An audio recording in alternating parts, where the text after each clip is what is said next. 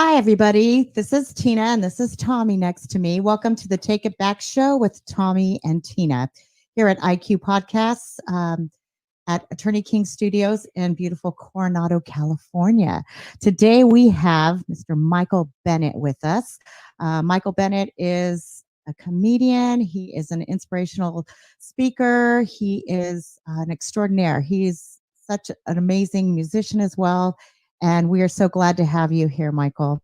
Thank you for being here. Well, thank you very much for having me. I'm very grateful to be part of this beautiful proximity and the messages that you're sharing out there for the people as well. I really appreciate it. Thanks. Yeah, and you're coming all the way from Queensland, Australia. Queensland, Australia. Yes, it's just across the border. A lot of people. It's on the east coast, just across the border from New South Wales. So yeah. Wow, it's beautiful. Oh. I've seen pictures, I've seen video from there, and it's absolutely gorgeous. So how could you not be happy over there? Yeah, no, it's gorgeous. And I'm just across like the East Coast, and I'm just across the ditch is where I'm from, New Zealand. That's where I was born. So. Yeah, I read that. That's pretty cool. Pretty cool. So I have a couple of quick questions for you. I saw a joke that you had posted on your website about sharing your feelings and something about gas or something like that. Oh, yeah. About sharing your feelings because. Yeah, I really like that joke, and you got to laugh, and you got to share your feelings, because anything that's pent up inside, not only farts can be deadly, you know. So. Silent.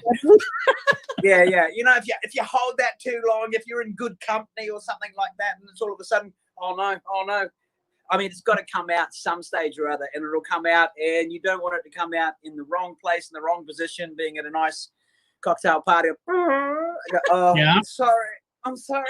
It's like, oh, we got to go. So, and it's the same as your feelings. You don't want to be in some sort of awkward situation or with somebody that you really love, and then your feelings come out the wrong way. So you just want to try and express them. Let them out slowly. No, absolutely. So I've read a little bit about your journey on your website, and if you feel okay to talk about, these days and times now, especially a lot of people are having hard times, and we are facing a lot of lonely moments and sadness and depression and, feeling of worthlessness. A lot of people are out of jobs. This whole pandemic has been extraordinarily hard on people. And I know you have a little bit of a story, and I want to know how you managed to get over, some of those feelings and has literally changed your life. Can you share a little bit about that? Yeah, sure. Well, my major journey into the whole Mind Ninja started about 28 years ago. I was 1 month off getting married to my beautiful fiancée, Cherie Guthrie, in 1992, and she went for a normal walk on a Friday afternoon, and she didn't wind up coming back to work that Friday afternoon. We all panicked, and it became a national thing on the news, and she wound up getting lost in the snowy mountains during a ski season that we were working down there, and she wound up dying of hypothermia 1 month before we were supposed to be married. We were both working in the ski resort down there in the bar, and it was a real epic journey for me, because I know the last words she was saying and the last moments of her life, because she was actually with another lady that survived. And so knowing how she froze to death in the last words and how cold she was only 5'2", she was beautiful. She was only 24 years of age, and we were totally in love and ready to go to the Greek islands to get married. And so that was an instant shock, and instant shocks can really throw your heart and throw your mind. Right. And then all of a sudden the monkeys in your mind take over. So are you aware of the monkey mind? I'll give you a brief hint of the monkey mind. So what the monkey mind is what the Buddhists call it. It's like a monkey will swing from one branch, and then it won't let go of that one till it grabs another one. Then it won't let go of that one till it grabs another one. It's a safety thing. Well, that's the thoughts that we have in our mind as well. When we're trying to be quiet and we're trying to be peaceful, we get all those thoughts, that close it. When we close our eyes and trying to be quiet, you go, I wonder how many likes I got on Facebook. Yeah, oh man, I wouldn't mind a cup of coffee at the moment. Wow, my red joe's due. And so it's all those noises that go in here. Mhm. So, and when I lost my fiance, like I was happy, I was engaged, I was committed, and I was in love. Sure. And then all of a sudden, all that just broke. My heart broke, my mind broke, and I was no longer the warrior in charge of my mind, and all the monkeys just took over. And so I grabbed the top shelf of the bar we were working at, and alcohol became my medicine. So I was the only thing flowing through my veins for quite some years was alcohol, trying to drown out the voices in my head, contemplating suicide, which I had a couple of attempts over the last 30 years, and I thought this had to stop, because my mum and my family still wanted me here, but I was into such a dark and dark, horrible place. I mean, in my book, I say that the black dog started booking all my gigs, So, Right. yeah. And they were generally pity parties for one, and he always took me to a place that had a victim trampoline on it, So, No, so that's what I was exactly. doing, fueled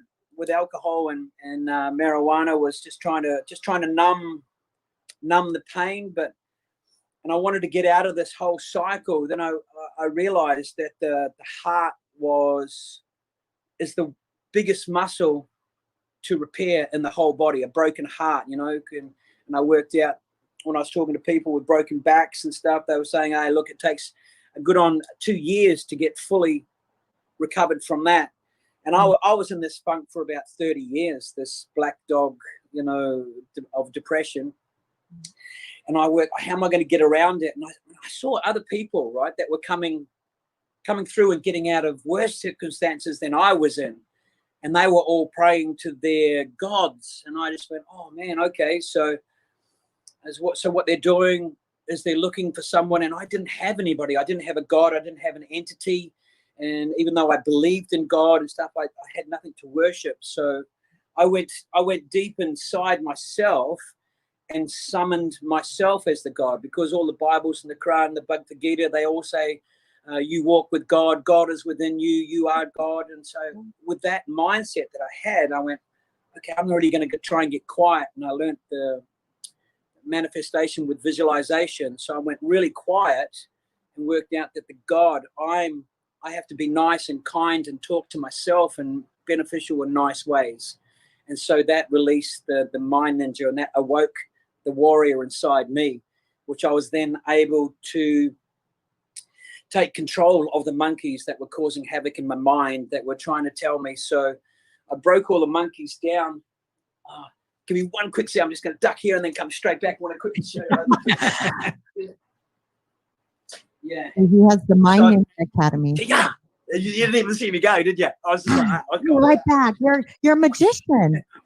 Yeah.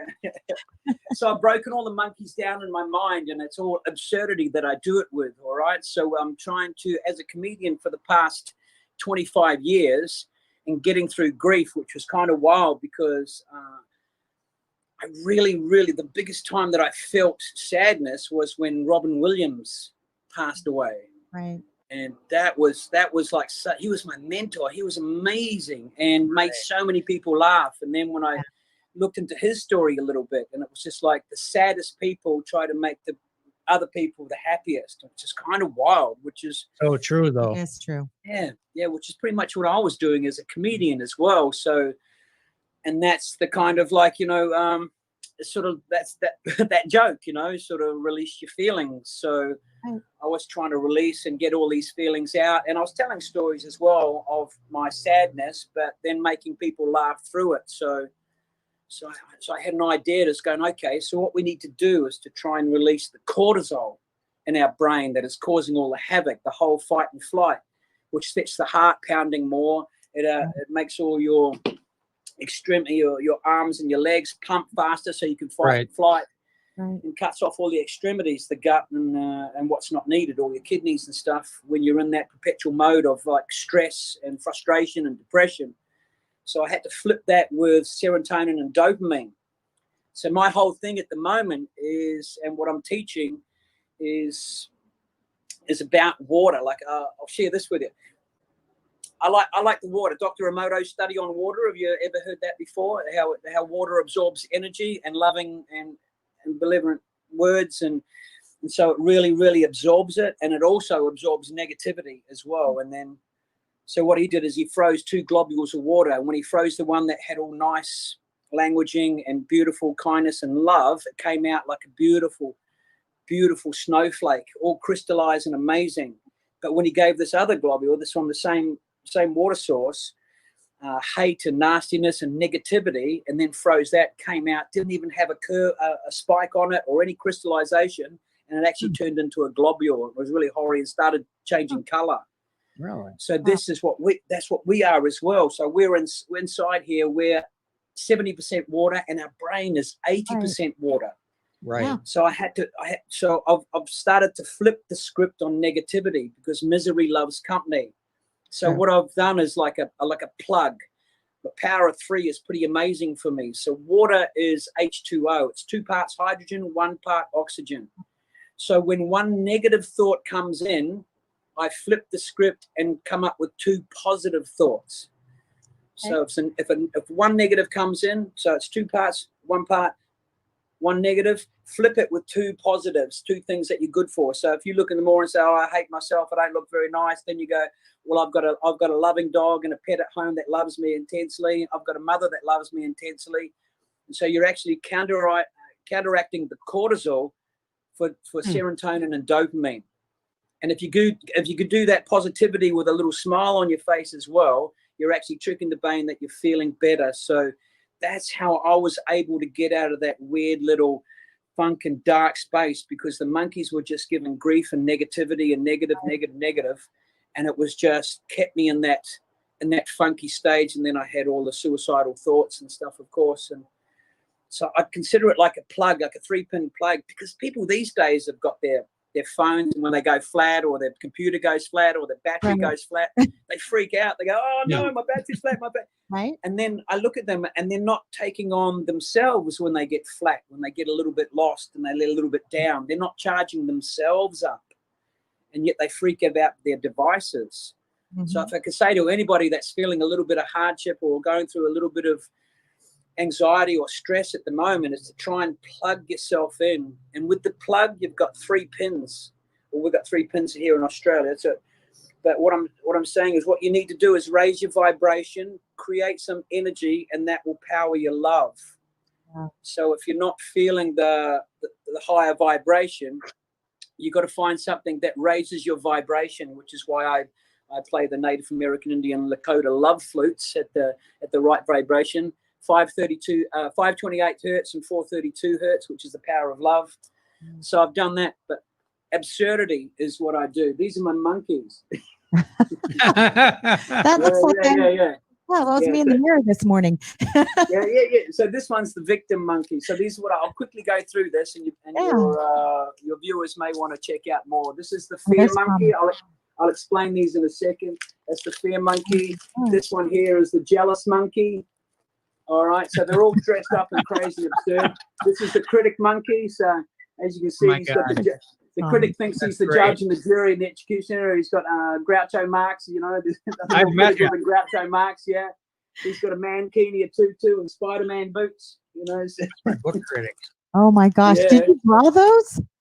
No, I had them in my book in a chapter. Then a friend of mine, Johnny Balance, he drew them for me. So that's really cool. This is my classic one. This is Anger. Gene Simmons kiss boots. Love it. Fishnet stockings, and he's got a stray jacket on, and he's got the spring neck, because Anger's always like that. You want to go, mate? You want to go, mate? You want to so, yeah, right. And it's a goofy tradition. It's a goofy thing. So he's got that. This is Grief, which is the one that I really had to look after, right? Because grief has got to be looked after. All those other monkeys are ego-based, all right, which I like Wayne Dyer's take on ego, which means edge God out, you know. So that's what, when we have ego, that's trying to edge the God out of us, or edge us away from God, yeah. So, and this is my most, which I'll talk about now, this is the gratitude monkey. He's amazing, yeah. Yes. So he's the only one that's not ego-based, is the gratitude. So I worked out it was an attitude that I had to change. So Right. my whole story with going through the grief and the death of my fiance, I eventually had to work out that I had to move forward with faith. Faith can get us through everything. And then I broke faith down to a formidable attitude igniting the heart. That's faith. Formidable attitude igniting the heart. And the Wow. best attitude to have is an attitude of gratitude. So now you're trying to rise the vibration, you're raising your energy. And what I like to do, and why I've got the yin and yang sign on the warrior here, and I've got yin and yang here as well. Oh, So there's always going to be dark and light and good and bad. But what we're trying to do is find the middle point. So we're on the razor's edge of yin and yang, good and bad, hard and soft, feminine, masculine. We're right. trying to find that sweet spot and become the master of our vessel in that sweet spot to keep us in balance. That's what we're looking for, yeah? Yeah. And what will keep us in balance is an attitude. We have to change our attitude.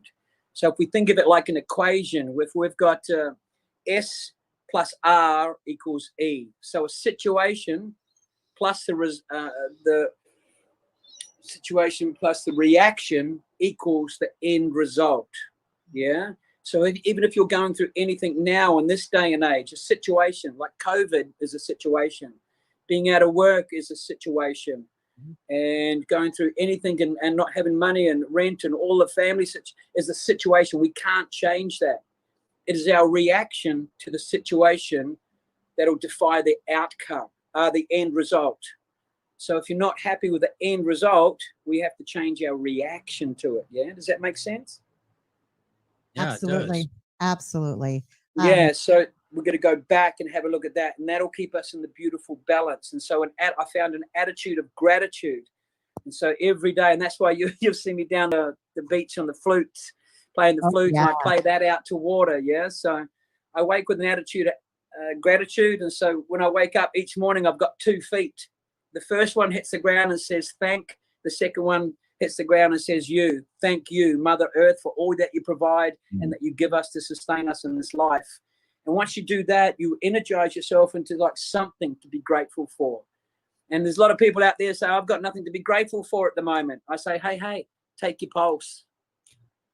Take your pulse, man. Yeah. Yeah, we've got breath. We've got breath. We can see there are, Yeah. and so people Michael. are trying to look at the macro instead of the micro. So if we just sink it into like really small things, and that's how I overcome my major depression, really. So Michael, was there one pivotal point where you had this epiphany that you were going to change? Was there one person that you met or one situation that made you grasp yourself and make that switch? yeah, I was 19 floors up on a high-rise building on the wrong side of the balcony, hanging on, and I had my phone in my hand, and I'd rung my mum. She was my pinky pal. I'll tell you about that in a second. She was my pinky pal in New Zealand. So I remember ringing, and my mum answered the phone. She says, Michael, hello, what's the matter? And I just said, goodbye, Mum. Hanging onto a balcony with one hand, 19 floors up. And excuse me. No, That's okay. You've got me over here crying too. So I remember my mum was just saying, no, Michael, no, baby, don't leave me, And I could feel my hands slipping, as well as all my emotions in my life slipping past and slipping away from me. And I said, bye. And bye should not be the words that a mum has to hear. No, you're right. Yeah, and my mum says, no, Michael, stay with me, I love you, stay with me. And then she said that powerful word. She says, Michael, you have got this. And that was a trigger. That was something that triggered me inside. And I remember launching myself back over the balcony and lying on the cold tiles and crying with Mum until she said, Michael, just go to bed, darling. Go to bed, sweetheart. And just remember, you have got this. And that became my catch cry. I've got this. I love your mom. So, yeah. So I had to study, and I like that catch cry. That's perfect. You got this. Yeah, it's the languaging that we tell ourselves. Other the monkeys, the monkeys don't want us, to be us. They don't want, edge God out because they don't want us to be the God, or don't want us to have our God. So they Right. just keep us in that perpetual fear state and that cortisol state of fear and grief and anger and stress. And it loves it, and misery Right. loves company. So you got to be careful with the vortex that you stay in, I realize. So, and it was a real mission, and it is hard. It is hard, like trying to eat properly. It's hard trying not to do drugs and alcohol if you're feeling like that. It's hard trying to do exercise to keep yourself fit. You're doing all the push-ups, It's hard to really get into the brain and be positive to yourself. Be kind. That's all I say to anybody. Just go, please be kind to yourself, Did you find yourself associating with other people that were more uplifting? Because one thing I've noticed in my own journey is that misery loves company, like you said, and some people don't want to see you get better because they can't. Yeah. And they tend to hold you back. Oh, you're so right there, Tommy. Yeah, it's a vortex, and that's what it was doing, like, because I was at these pity parties, for one, that generally turn into, and people will come in and share stories with you, and you'll know that it's exactly like a glue. If you're talking to somebody around a water cooler and then they start being negative and horrible, they go, oh, traffic was horrible and they cut me off, and you're just trying to ignore it, go, no. Hi, everybody. This is Tina, and this is Tommy next to me. Welcome to the Take It Back Show with Tommy and Tina here at IQ. Hi, and then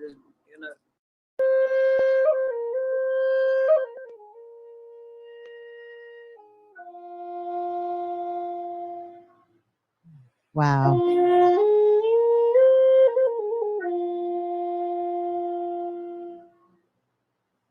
Thank you so much, Michael. Beautiful. We You're have welcome. loved having you here on our show, the Take It Back Show with Tommy and Tina. It's, people out there, they're searching for their answer. Where can they find your website, the Mind Ninja Academy? The mindninjaacademy.com. You can do that. I've got Michael Bennett's more my comedian page, michaelbennett.com.au. You can find me there on Facebook as well under the Mind Ninja Academy, or Michael Bennett. Just Michael Bennett is my personal, and then I've got Michael Bennett comedian as well.